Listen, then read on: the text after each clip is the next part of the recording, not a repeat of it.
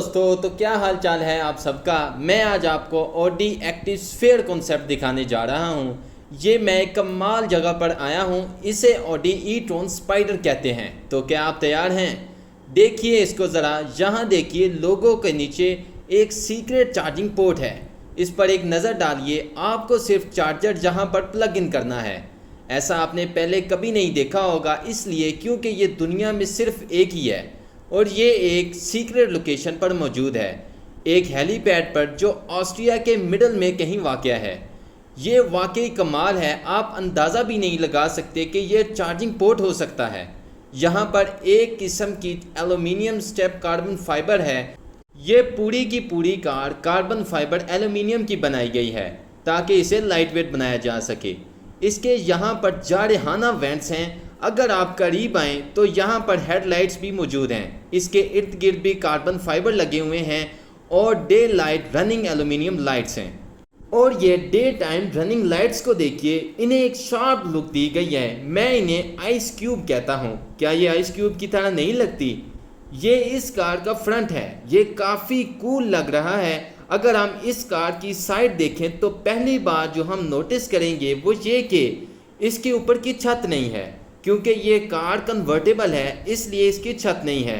Windshield को एक किस्म के वाइजर हेलमेट की तरह बनाया गया है। मैं आपको एक खास बात बताऊं जो कि इस गाड़ी में मेरी पसंदीदा है, और वो है इसके ये ब्यूटीफुल रिम्स। ये टर्बाइन रिम्स हैं जिनमें कार्बन फाइबर और एल्यूमिनियम के 20 ब्लेड लगे हैं। ये सिर्फ यहाँ देखने के लिए नहीं बनाए गए, बल्कि ये इसके साथ साथ फंक्शनल भी हैं। ये एरोडायनामिक हैं और ये ब्रेक्स को ठंडा करने में भी बहुत अहम किरदार अदा करते हैं।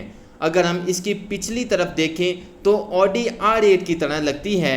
ये इसलिए क्योंकि ये 2010 से ली गई है, और वो कॉन्सेप्ट कार जिससे इसको लिया गया है उसे आप सब जानते हैं, वो ऑडी ई-ट्रॉन है। इसमें आपको R8 सेकेंड जनरेशन के अपकमिंग के बहुत से फीचर मिलेंगे, जैसा कि R8 रिक्स जो कि R8 के ऊपर लगे हुए थे, और ये एज जो आपको R8 पर भी देखने को मिलेंगे।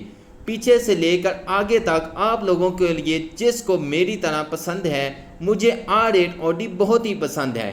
हम दूसरी तरफ जाते हैं। जैसा कि मैंने कहा कि ये गाड़ी इलेक्ट्रिक है।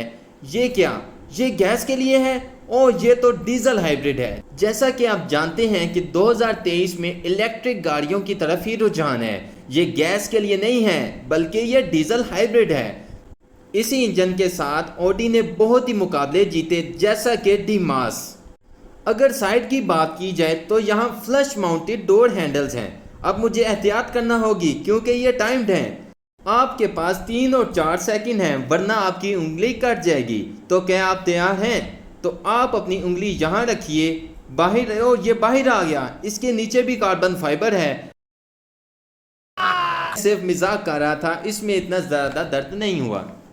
अब हम इसके साइड व्यू मिरर्स की तरफ जाते हैं। इसके साइड व्यू मिरर्स की बात करें तो ये भी कार्बन फाइबर से रैप हुए हैं, लेकिन ये कैमरास नहीं हैं, जैसा कि अब हर नई ई-ट्रॉन में आ रहे हैं। ये एरोडायनामिक बनाए गए हैं, लेकिन ये बहुत ही छोटे हैं। मैं ये नहीं कह सकता कि आपको अंदर बैठे हुए कितना नज़र आएगा। अब जो 2 नए फीचर मैंने इसमें देखे हैं, वो एक तो ऑडी ई-ट्रॉन और दूसरा स्पाइडर से है। इसकी सीटों को देखें, ये बकेट सीट हैं जिसमें कार्बन फाइबर की स्टिचिंग हुई है।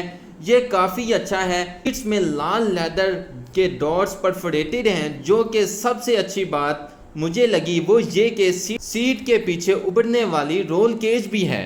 अब देखते हैं कि ये काम कैसे करता है। अगर ये कार ये डिटेक्ट करे कि आप एक एक्सीडेंट की तरफ जा रहे हैं, तो ये रोल केज जिसे आप नहीं दे सकते वो खुद ब खुद उभर जाएगा और आपके सर को एक्सीडेंट से बचा लेगा।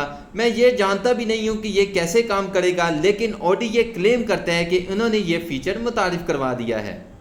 जैसा कि R8 स्पाइडर में ये काफ़ी कूल है। मैंने इनसे पूछा कि आपके पास इसकी कोई फुटेज है, क्योंकि मैं इसे देखना चाहता था। लेकिन आप इमेजिन करें तो ये सबसे ज़्यादा क्रेजीएस्ट होगा।